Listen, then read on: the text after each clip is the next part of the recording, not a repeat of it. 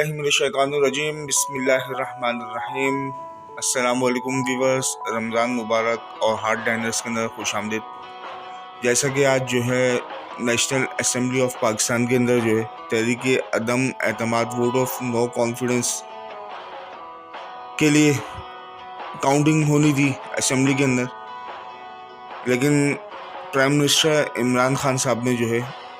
واضح طور پہ اعلان کر دیا ہے کہ وہ اسمبلیز جو ہیں ڈیزالو کرنے جا رہے ہیں، تحلیل کر رہے ہیں، اور پریزیڈنٹ آف پاکستان عارف الوی صاحب کو جو ہے وہ سمری بھیج رہے ہیں، آرڈر بھیج رہے ہیں، اور قوم سے جو ہے انہوں نے الیکشن کے لیے کہا ہے، الیکشن کی تیاری کرنے کا کہا ہے، اور اس بار انہوں نے ارادہ ظاہر کیا کہ میں عوام میں جاؤں گا اور عوام سے 2/3 اکثریت مانگوں گا، اور اس کے بعد انشاءاللہ دوبارہ اگر پاکستان کا وقار مزید اونچا کروں گا۔ تو آپ لوگوں سے گزارش ہے یہ خبر دوسرے اپنے دوستوں کے ساتھ بھی شیئر کریں، چینل پر پہلی مرتبہ سبسکرائب کریں اور بیل آئیکن ضرور پریس کریں۔ اللہ حافظ۔